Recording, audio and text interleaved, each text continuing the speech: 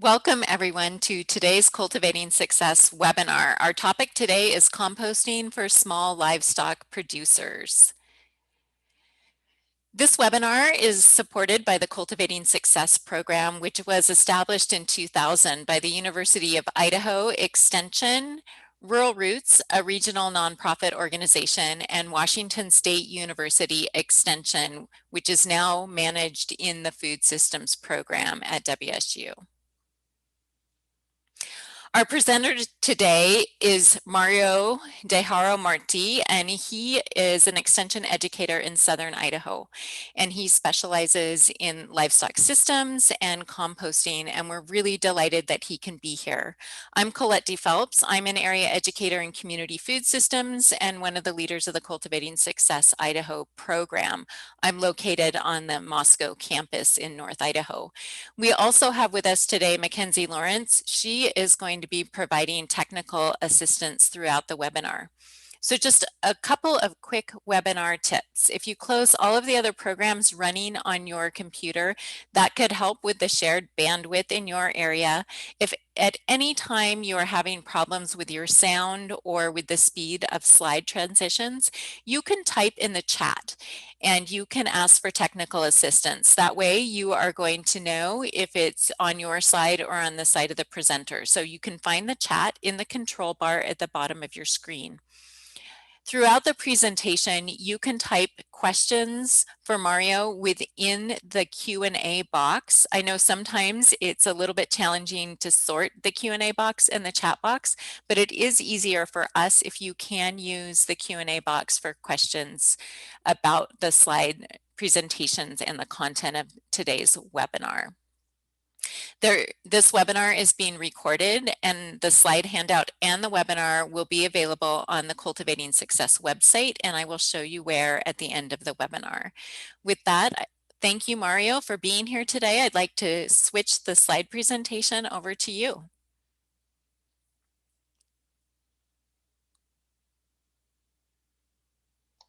Okay, thank you, Colette. And well, let's go straight to it. Can you see the slide now? It's transitioning on my side. I don't see it yet, but that could be my bandwidth. Mackenzie, are you seeing his slide? I see it now, yes. Okay, great. Okay, perfect. Okay, well, welcome everybody. Again, my name is Mario de Haro Marti. I'm the extension educator in Gooding County. Today we're gonna talk about composting and manure and nutrient management. Those are the topics we're gonna see today. Let's go a little bit straight to the management part of the manure. I assume there are several of you that have different species. The bulk of my work is with dairy producers that can go anywhere from a few cows to up to several thousands, and some beef producers, and also have worked with some dairy goat producers, and sheep, dairy sheep producers. So there are a lot of different situations and approaches to nutrient and waste management or manure management. We are trying to shy away from the waste management paradigm, because it's not a waste, it's a huge resource, it's an amazing resource we have with nutrients. So some people might have a little flock of chickens or a couple goats or a cow, and some others will have several thousands of animals. It's important to determine if you are a single species or multi-species producer. And that is important because there are some diseases that can be transmitted from one species to another. And especially if you are exporting your manure outside of your operation, you need to consider that. The soil conditions that you have on your operations are important too, because that will determine how much manure you can apply on the field. So by soil conditions, I mean the type of soil, but also the nutrient load on the soils, and what crops you're gonna plant.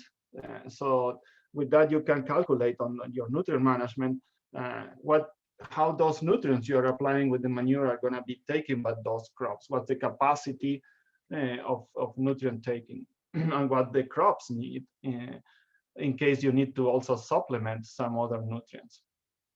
In many cases, you also need to see if someone else can use your manure or compost. So if you can use it on your own land, that's great, but sometimes that's not possible. So you need to make some arrangements for the transport and the export from your facilities or from your fields of those nutrients. All those are resources you have available: the manure, your soil, the crops, the animals. So we're going to try to use those to your advantage. So I always like to mention that the good manure management is what we are looking for, because it keeps our livestock healthy. That's one of the main components of a good manure management. It recirculates or recycles the nutrients within our production system. You produce the nutrients with your animals, but then you use them with the crops, and you bank them on the soil on a rational manner, so that way we can improve our yields and we can improve our pastures. It's relatively inexpensive. And when I say that, I say it is inexpensive if you compare that to do the things wrong. Of course, nutrient management, manure management, it will have a cost for you. The idea is that you take the most advantage of that investment within your production unit, or if you sell the compost or give it away, at least it's not a significant cost, or it is a revenue stream. But it's much cheaper to do a good manure management than doing a bad one. And we're going to see some examples on that. And of course, it protects the environment. What happens when you have poor manure management? Well, the first thing is a source of liability. It can bring you headaches, problems with your neighbors, problems with the regulators, problems with, and the regulators can go anywhere from the city to the county to the state or the EPA. Your livestock can get sick. Here we have an example, for example, of a dairy that they were going through a rough patch of economically, low milk prices, high food prices, high feed prices. So sometimes you start cutting corners and not attending the whole production. And manure management is one of the things that some people sometimes cut first, or say, well, I can take care of that later. And they have, for example, beside the high somatic cell count, they have problems of mastitis, and particularly they have an algae that infect the mammary gland. And that's very rare in Idaho because we have a dry climate. That algae is common in very wet environment. But in that case, you can see the conditions and they have that problem. So we work with them to solve it. And they get sick because you have unsanitary conditions. Risks of runoff is always a concern. If those runoff gets to surface waters, and you can see on the bottom left here a case of a producer that built their own manure holding wall, and it with the rain it couldn't hold it. It broke, and they have a spill. And also that will bring, vectors, increase insects, flies, especially, loss of nutrient value, complaint from neighbors. On the bottom right, you see a producer that they told him, they have manure that they need to dry out, so they spread it on a field and let it dry. And that produces a lot of ammonia and other emissions. And so it's not, drying the manure flat is not a good practice normally. So you need also to be careful from who you receive data or who guide you on all this manure management.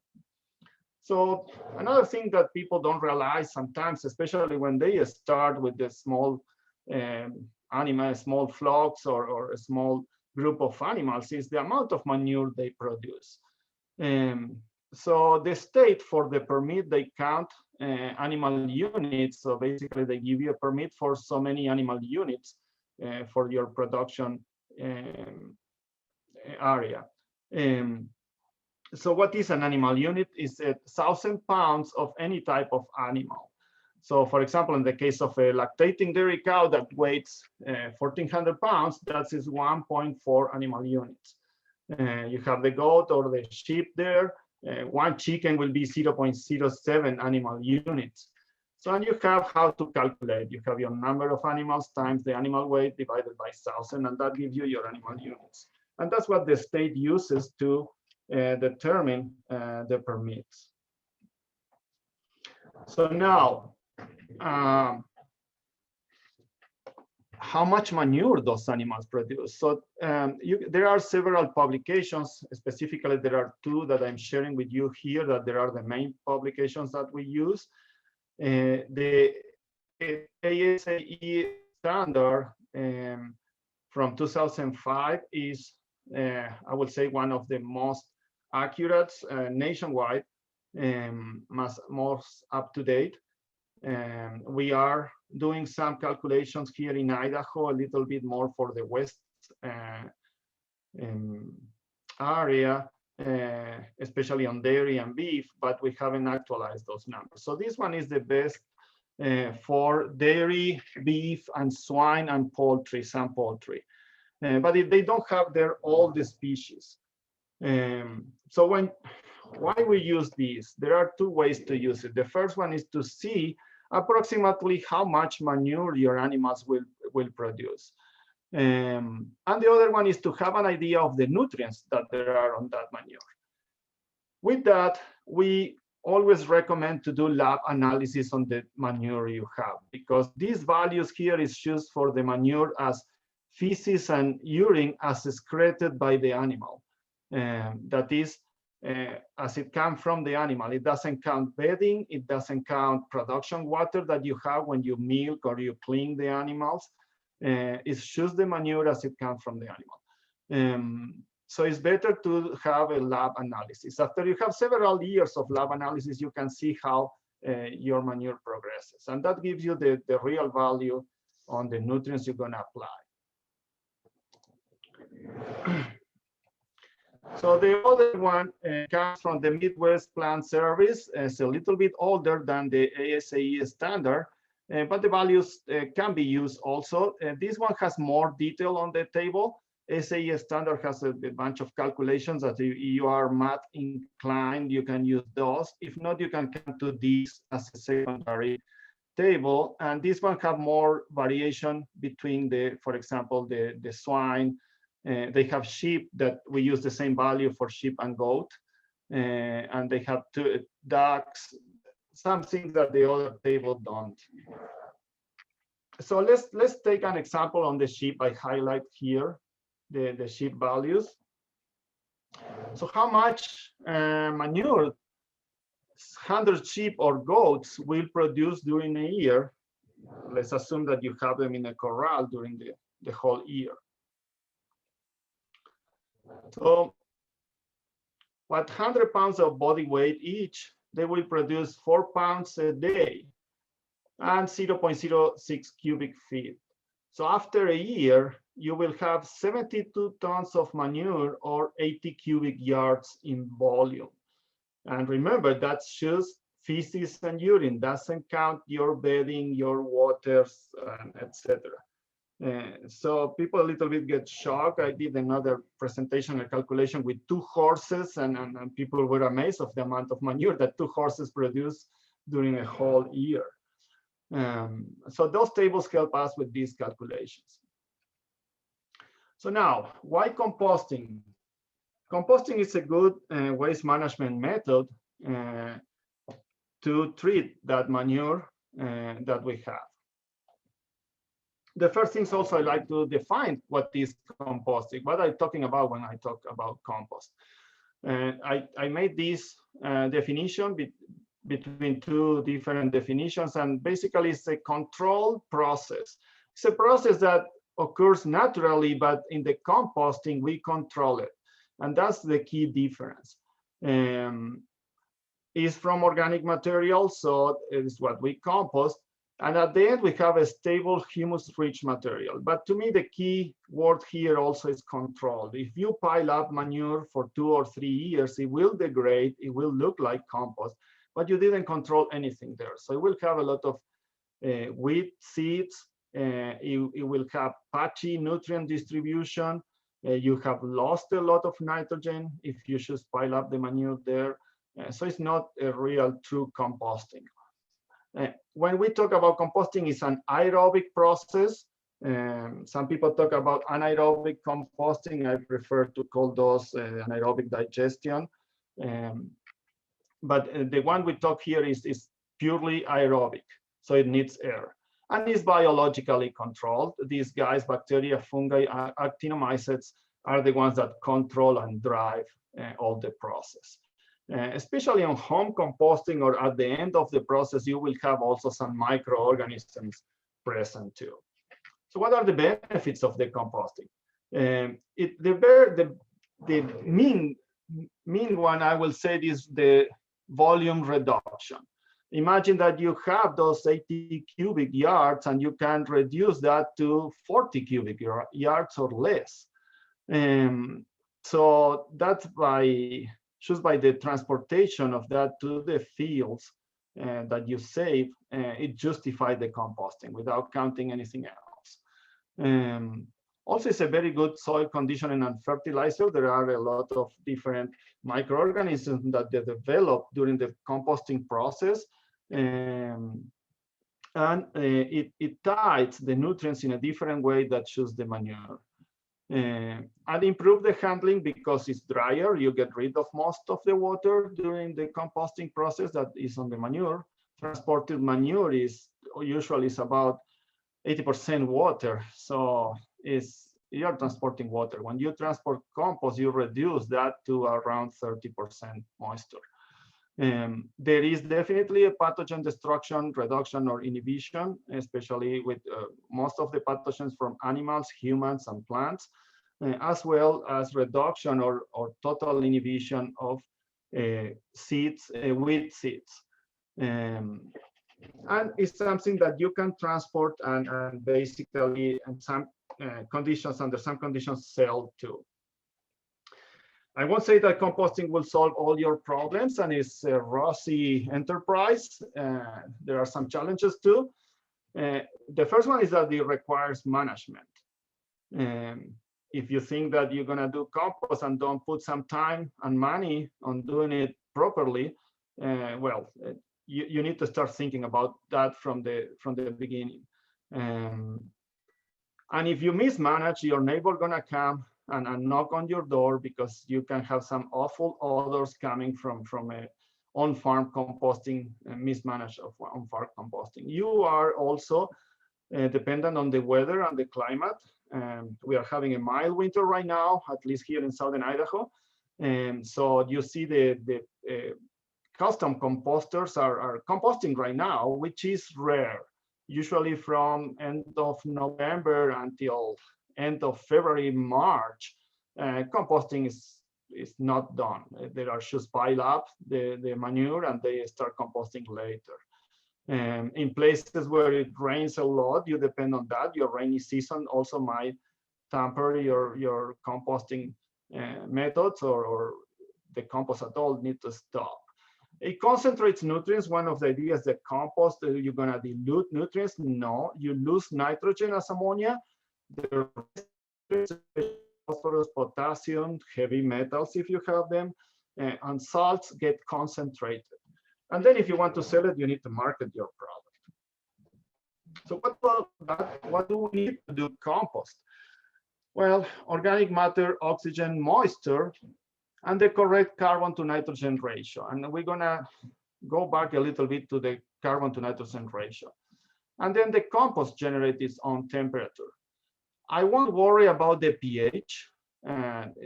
It's mentioned in many places that compost happens in a wide range of pH. So unless you are trying to compost only orange peelings or something very acidic or like pine needles exclusively, I won't worry at all about the pH. And bulk density, we talk about bulk density because the compost needs that air to circulate through it. A little bit on the composting process. So we are mixing all these things on a pile. The microbes start working out. They consume oxygen and generate carbon dioxide. And on the way, they also generate heat and water vapor. There is a food web. So these guys, the ones on this red circle or red circle are kind of the ones that we drive the compost at the beginning the most. So the actinomyces, the fungi, and the bacteria. But especially when the compost cools down, there are other guys that come on the food web too. So we talk about the carbon to nitrogen ratio. In other presentations, usually I spend a little bit explaining all these. On this one, I want to concentrate more on the composting methods. So basically, the carbon to nitrogen relationship between the percentage of carbon and percentage of nitrogen that the components on a compost mix have. For example, manures from livestock is on the low end of the carbon to nitrogen ratio. That means that they have more nitrogen than carbon. So very seldom manure from animals. I think the horses are the only ones that they are close to the 30, 35 to 1 that we want, to 1. That's the desired range. And this 25 to 30 is a little on the lower end. I will try to go around 30, 35 to 1. But to be realistic, dairy manure, for example, is on the teens. Beef manure is on the high teens, dairy on the lower. Sheep and goat also is on the teens. So we need some carbon. And we get the carbon from usually woody material like straw, wood chips, shavings, wood shavings, prunings, and those really give us the carbon. So we need to mix those components to reach this desired carbon to nitrogen ratio. And that's the moisture content that we want, around 50, 60%. Again, we don't worry about pH, and the bulk density, we need to worry that we have aeration. It's not needed to make so much unless you have a big composting operation, but you need to be conscious that if you try to compost only manure, your bulk density will be too high. You need to put some woody materials there. So how we calculate the carbon to nitrogen ratio? At the end of the presentation, I give you a publication that we put together at the University of Idaho on how to calculate it manually. There is kind of intensive math there, but also you can Google those, or you can use this one I'm providing here from Cornell University. There are carbon to nitrogen ratio calculators. So you put the ingredients, you need to know your moisture, how much of the ingredient you put, and percentage of carbon and percentage of nitrogen. That those come from the lab, or you can take them from the book values, and it gives you the result of your mix. That helps you to balance your recipe on how much carbon you need to add, how much wood shaves, wood chips, or straw you need to add to your manure. And carbon to nitrogen ratio is the one that drives the composting process at the beginning. That mix will determine how your compost starts. After the composting process started, there are some management parameters that you can manage, that you can change during the process. Especially if you are using a turning system, you have the opportunity to change those parameters. On other of the systems that I'm going to show you today, you need to have this really nailed at the beginning of the process. So the temperature is the first one. If you have a warm temperature, it composts faster. With cool temperatures, the composting process slows down, and at certain level it stops. Just the microorganisms cannot work on a very cold environment. So it's a good management tool with the thermometer to know how your composting is doing, if it is active or not, if it is working or not. Aeration is necessary, so we need to replenish the oxygen within the pile. And at the same time, when we turn those piles, we remove heat, water vapor, but that's the time when you are turning also is the time to add moisture, to manage your pile moisture. If the pile goes too dry, all the bacterial activity, all the microorganisms stop working. If it is too wet, you move out the air from the pile, and those crevices get the water inside. So you go to low oxygen levels and you become anaerobic. So there you start having smells and problems. So that is a balance that you need to keep. To check the moisture, I recommend the squeeze test, and that's very easy on the field. And you can Google it, but basically what you do is you get a shovel and take some compost from inside the pile, and then you grab it with your hands. You can use nitrile gloves or something like that, or your bare hand, and you grab it on your fist and you close the fist with some compost on your hand. If when you are closing and grabbing that piece of compost drips water from your hand, that's too wet. That's over 70%. Dripping water is over 70%. If you close the fist and nothing comes, when you release that, if it goes down and you don't have any moisture, you just have a little bit of dirt on your hand, that's too dry. That's below 40%. What you want to see when you release your fist is some moisture in the palm of your hand, and that is about 60%, 50-60% moisture. So again, how the compost works, you put everything together, mix, and the microorganisms start generating heat, and they suck air from the bottom like a chimney, and the heated air goes up. So that circulation is what we need to allow with the bulky materials. So to monitor the temperature, I said is a good monitor, and we need to try to the 131 Fahrenheit, 55 Celsius, and that's the EPA process to further reduce pathogens. Basically, they did a bunch of research. They say, well, sludge from wastewater treatment plants is one of the most loaded pathogen wastes, human pathogens. So they did all these experiments and determined that you need to reach, if you turn the piles, you need to reach that temperature 5 times to kill the pathogens. If you are on a static systems, you need to keep that temperature for 3 days. On those 5 times in a turning system, you need to do 3 days each time. A caveat for those that do composting at home, very seldom you reach those temperatures. And that's because usually you are lacking nitrogen with the food scraps you have at home only, but also because you like size. The minimum size to keep the heat inside the pile is 1 cubic meter or 1 cubic yard. Anything bigger than that will gonna keep the heat that generates inside. The generating of heat is more than the loss of heat. Anything smaller, it loses heat faster than it can generate it. Most of you that have farms on farm composting, they have no trouble to reach these temperatures.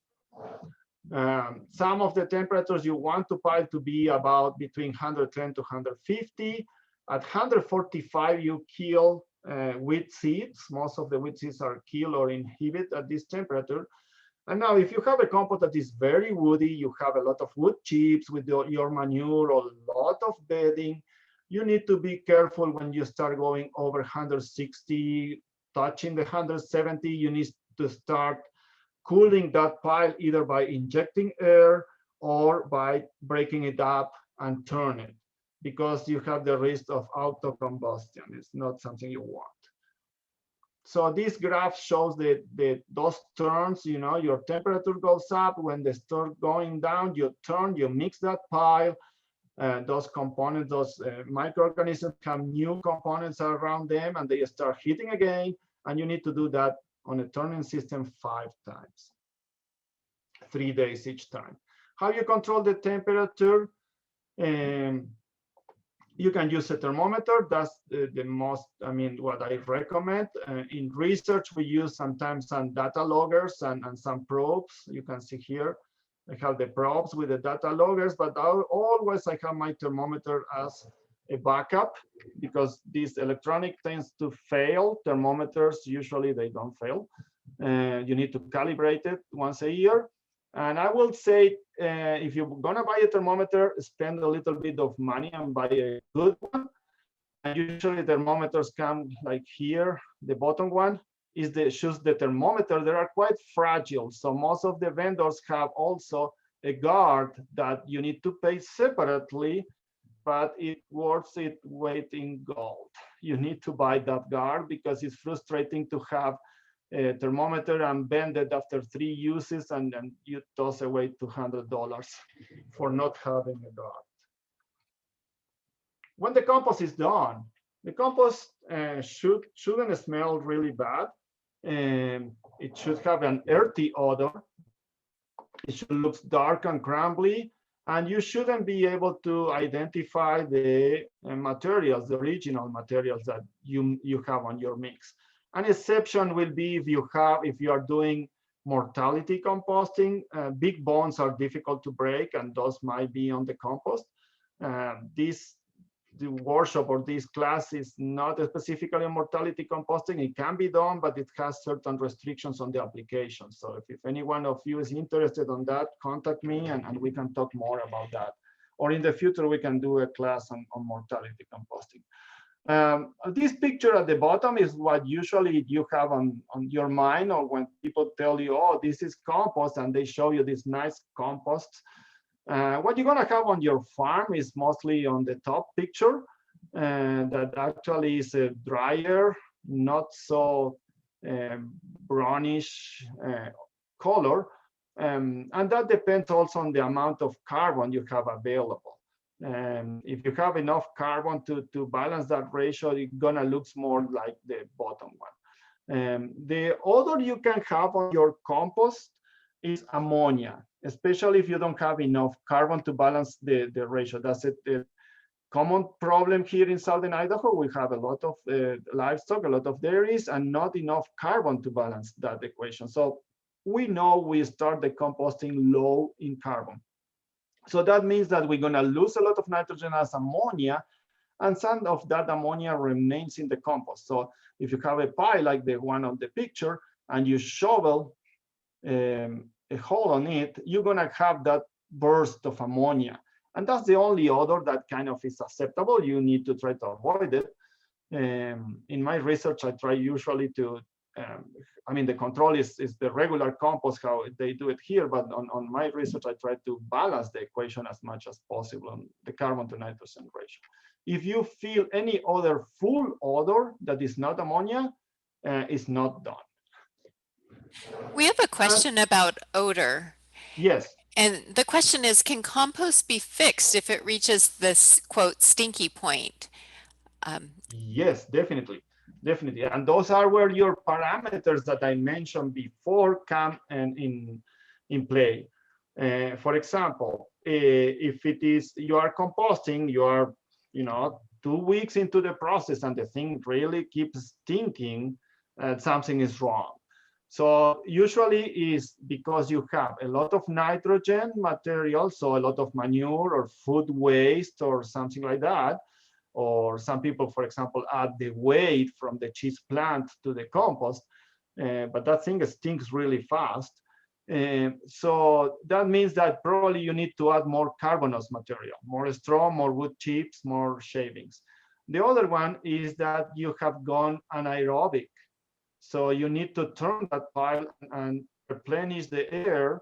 And going anaerobic could be because the pile collapsed on itself because lack of bulk density.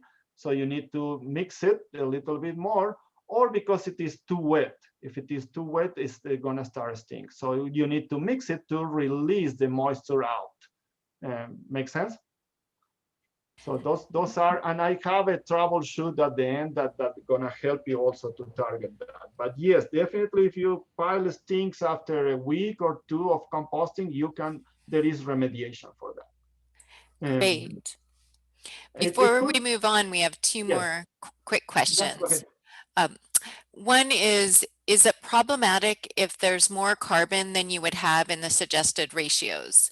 Mindy says she has dairy manure mixed with straw, majority straw, and if she added wood chips to the compost, what would that mean?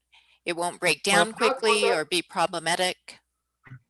yeah, no, well, for that reason is those calculators that I show you, and again, I have a publication at the end that you can do it manually too, if you are inclined to math.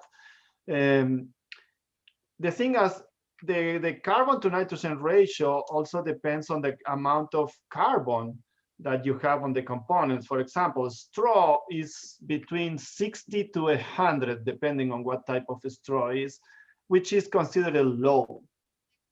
Wood chips are on the 200 to 400, for example, on carbon to nitrogen, which is high. But that also depends on what wood it is, what type of wood. Soft woods usually are on the lower end, hard woods are on the higher end. So you need to mix until you get to that ratio. What happens if you go overboard and you go to the 50 to 60 to 1 carbon to nitrogen ratio? Your compost will be very slow, very slow. So it might happen that it is not composting. I mean, if you can do a little experiment, and that's what I'm also want to convey with all this composting. All this is kind of the science and the techniques, but composting is a lot of trial and error.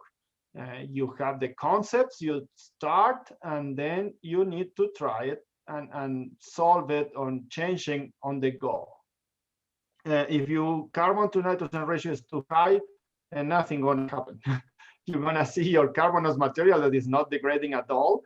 Your nitrogen material like the manure or food waste or something like that gonna disappear silently, and your pile is not heating, is not reducing volume. That means that you have too much carbon and you need to add more nitrogen. So more manure or more food waste or more whey or something like that. So that answered the question? Yes, it does. Thank you. And I'll hold the other questions until later in the presentation. Oh, okay. Thanks. So you can do it in as little as 3 months and as long as 1 year. So we're gonna see now some of the on-farm methods. And basically we divided in windrows and pile that you can turn mechanically or aerate in a passive way or forced aeration. Open bin composters and different types of what we call in-vessel composting. So the mechanically turned windrows are the most used method in Idaho, especially in southern Idaho. Basically, you construct the windrow, as you see here on the bottom, several windrows, or on the top.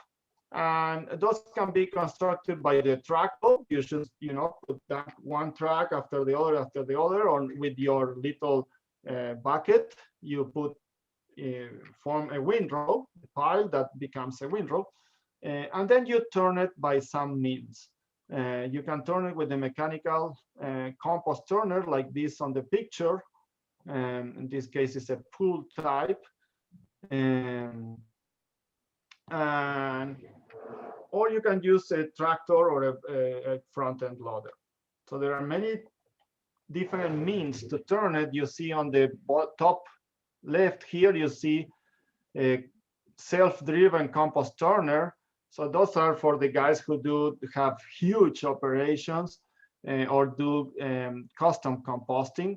They can handle thousands of tons of compost per day, and you can spend thousands of dollars on it too. I mean, you are talking about more than $300,000 piece of equipment. Or you can use a little tractor, that you have on your small farm, a skidder, a front-end loader. On the systems that usually have compost turners, you can add a train that adds the water, adds moisture at the same time you turn it. And these two bottom pictures, I got them on the internet many years ago, and they are both from Idaho, actually. A guy who turned it with a backhoe, and a guy who modified a potato plant, a harvester, potato harvested as a compost turner. So there are different means to do it. If you use a tractor bucket or a front-end loader, one of the things you need to do is try to do your recipe, mix your recipe before constructing the windrow. So at that point, you add moisture if needed, and you add your straw, your wood chips, your different type of manure. This picture is from a research I did on a dairy, and I mixed different type of manure. The dairy has manure that they collect from the pen, open lot pens, but also they have manure that is scraped from the feeding alley on the pens that is much more soupy, much more concentrated. And then they have some aged manure from the previous winter. So you have different types of manure, even with the same species of animal. So then you construct your windrow with the tractor, and there is where you start controlling your temperature. Your first peak of temperature comes after building your windrow. Usually these catch up in 2-3 days. You should be over 130, 140 degrees after constructing your windrow. So when your temperature goes down, or after certain days, that depending how fast you want to do the compost, you turn the windrow with the tractor. And depending on what tractor you have, you can lift and dump, especially at the bottom. But if not, there is ways to use a lower power tractor or having a bigger windrow by pushing, lifting, and rolling the whole windrow. And then you monitor with your thermometer. If you have a compost turner, you can do this mix of the recipe directly on the windrow. You build the windrow with a truck, dumping trucks, and you put your carbonous material on top, say straw or wood chips, and then you drive your compost turner through the windrow, and it's gonna mix everything. You don't need to do this step. Other system, if you say you have a tractor, you don't have a compost turner, you can use a static aerated windrows. In this case, your compost mix goes inside. At the bottom, you put the plenum. I'm gonna show you a picture, and then you lay out pipes like sewer pipes, those with perforated drainage sewer pipes with the holes facing down, and that allows the air to go through. And after doing the windrow, on top of it, you put a layer of done compost as a filter, but also is like an insulator that allows all the temperature to raise inside. So this system doesn't need any turning, and you need 3 days of that temperature to comply with the process to further reduce pathogens. So here is an example. You prepare your recipe, and on static systems, that's key. How you prepare your recipe, you need to have very nailed down your carbon to nitrogen ratio, but also your moisture. In this case, it's better to be a little bit on the higher side of the moisture, because if you start lower, then you cannot add water after you close your windrow. So it's better to start a little bit on the higher end on moisture. This is the Plenum Base. Here I use straw. Actually, I will recommend wood chips. It's a much better Plenum Base. I didn't have good chips, so I use a straw. And you lay out like this the pipe. You can use metal pipe with holes, or you can use the plastic PVC sewer pipes. Then you start building your windrow, bottom left. You put all your materials on top, and after you finish, you cover it with done compost or peat moss or something like straw. You can use the best to use is done compost. That gives you an insulator and a filtering layer. So here you have on the right side is cover, the other one is half cover. You can see the compost material there. And also you can do a forced aerated system that I'm gonna show you now. So this one, again, I have the holes here facing up to show you what type of pipe I use, but when you put them on a static aerated, they face down. On the forced aerated, the holes will face up, and I'm going to show you in the next slide why. Again, non-mechanically turned. When you use a blower to force air, is the quickest method of composting. At the same time, I will say, as the rotatory barrels or rotatory systems. Those are the quickest method. And you can use, don't compost. There are some synthetic mats that you can put, synthetic covers. In this case, again, I have, one blower serving 2 piles. And there are some engineered blowers that they are made for the purpose of composting, but also you can use what you see here is the bounce house blower for small piles with a 1/4 horsepower or 1/2 horsepower is enough. In this case, I put a 1 horsepower, and actually that was too much for these 2 little piles. I dried those piles up too fast. And the blower can be connected to a timer or a temperature sensor. And here is a schematic. For that reason, the holes go up in this case, because you put the plenum with wood chips or something like that. The other advantage of these 2 systems, the passive aeration and the forced aeration, is that you cover with the filtering layer of compost. So that reduces odors tremendously. Now, if you are composting something that is really odorous and you have very close neighbors, you can do a pull system, a negative pressure. So instead of blowing the air inside the pile, you suck the air from the pile. And after the blower, you can put the biofilter of some sort. And that reduces odor further. Here are some schematics that you can use. Another system is the open bin coaster. That's a modification of the backyard composting or mortality composting. How that works, you see here on the right, you can start from either side. Say you start here, when it's full, you move it to the next bin with your tractor, with your front end loader. And when you fill up the first one again, you move the second to the third one, and then you dump it to the storage. Or you can start on the center and move outward, and then go around and put it on the storage when it's done, for having a period after the composting process, a curing period. Usually we recommend to have at least a month of curing period on any system of compost after you open and move that windrow or that pile. Let it stand for a month before using it or selling that. So this can be used also for mortality composting, but it can be used for manure.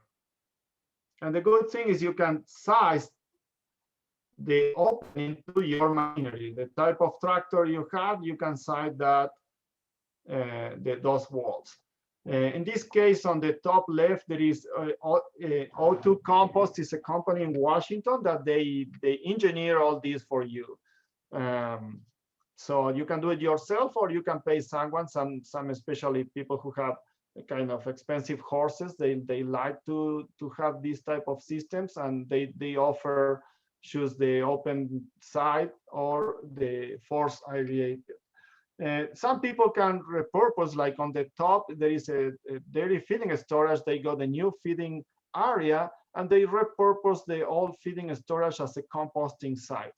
Same thing on the bottom was a repurposed feeding area, but in this case, they were doing mortality composting. And that's what is called the open bin system.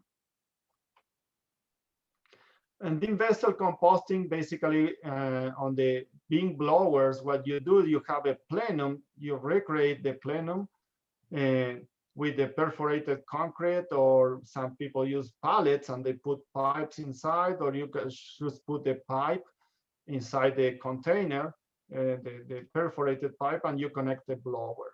And then you can start doing layers of stuff.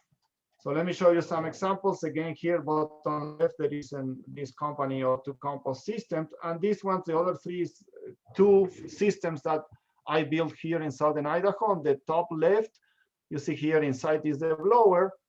And then we connected this one and this box that you can disassemble when it's done.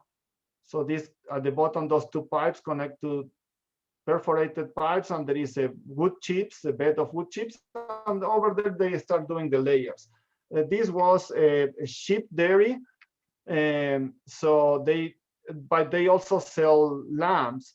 So all the offals from the lambs and the mortalities from their flock, they were processing on this box. She copied kind of the system with the straw bales, and as an insulator on top, put the old freezer door, and it works fantastically. And we have two systems operating on a single blower. To give you an idea, in the winter, it was 18 degrees outside, and inside the box, it's a single plywood box, it was 85 degrees. At the school, I designed one box that is insulated, so it's double wall with insulation, and that works all winter long, with food scraps in this case. So here you have a picture of the blower too. And this one is I think it's a half horsepower blower, smaller blower. And you can go as complex as you want. This one, there are repurposing ship containers, but it's quite a bit of engineering on all the ducting. Another type of vessel composting on the top left, again, you have like those repurposed shipping containers, where this one was built for composting. On the bottom, there is a system that has kind of a turner that goes back and forth on a bay. And the other ones are the rotatory composters that you can use. You fill on one side, and the compost dump camp at the end of the other side. And with the force directed system, this is the faster also system on composting. When someone tells you that can be done in 3 or 4 weeks, they are using one of these systems, rotatory systems. So your compost is done, you're ready to use it. Well, you need to screen it. Why? Because on your process with your livestock, attending your livestock, you use a bunch of things that people who are receiving that compost or yourself don't want on the fields. The first thing that is a sure crop in Idaho is rocks. You have those rocks on your fields, you have your rocks on your corrals and your pens, and a big rock can destroy a spreader really easily. So that's one of the ideas why we need to screen the compost. It also gives you much uniformity on it after screening. And again, I mean, there is a lot of complaints sometimes from producers on fine fruits or potato producers that they start finding gloves, syringes, soda cans, pieces of plastic on their fields. And that can be solved if you screen the compost. If you go to YouTube, you're gonna find a bunch of different, like the bottom left, systems. Those are nice for very, very small producers. After certain size, those won't be enough. So you can buy some. This is a shaker box on the center that runs about $15,000, or you can do a trammel, a rotatory trammel screen. Those run for over $45,000. So I did the cheap man scientist option, and I built my own. And again, on these things, you need to experiment. This one was used on a vineyard that we did a project with. They have a little 25 horsepower tractor, very low power. After some trials, we put some wood in front so we don't have the mix from the refuse to the screening. And also I add this layer here to damp over there and have more run over the screen, because we needed to screen twice to get all the refuse out. And another project I did with the dairyman, we built our own trammel screen with hydraulics. The whole thing cost about $6,000 on materials. It runs on a little 13 horsepower engine, or can be connected directly to the tractor. So after you screen, you are ready to use or to sell your compost. Remember, if you want to sell, you're gonna need to have a spreadsheet with all the records on temperatures. That's what I suggest. If you try to sell to organic producers, that's a must. And then at the choose before application or before selling, after screening, you need to test it. It's good so you know the nutrients you have on that compost. So with that, I leave you with some common challenges. And again, as we talk, here is the problem, what's the cause, and what's the solution. You can go over those on your notes. Rules and regulations. Usually for agricultural compost, the Idaho Department of Agriculture is who regulates that. And you have over there some links. Now, some people say, well, I want to work with my local, I don't know, supermarket or restaurants that they don't want to trash all the food scraps from the restaurant. Well, if anything that has gone to a final consumer, and now it's a complex composting, and in that case, you're going to need to involve the Department of Environmental Quality, and the regulations are more stringent. If you keep it on the agricultural side, like leftovers from some processes, before they go to the final consumer, that will be regulated only by ISDA. Some suggestion readings. The first book here, I call it the Bible of composting, and that will answer most of your questions. The US Composting Council have a lot of free resources, very good. If you want to encourage someone to compost at home, this little book here from the University of Idaho is a good one. And finally, I'm part of these two publications. Here is where you're gonna find all the composting theory and the carbon to nitrogen ratios. And with that, thank you. And here is my contact information if you have any troubles or want further questions. Great. Thank you for that great presentation, Mario. All those details and all the resources are really helpful. We just have a couple of questions that have come in before we wrap up. One is, do you have a recommendation on where one would purchase a composting thermometer?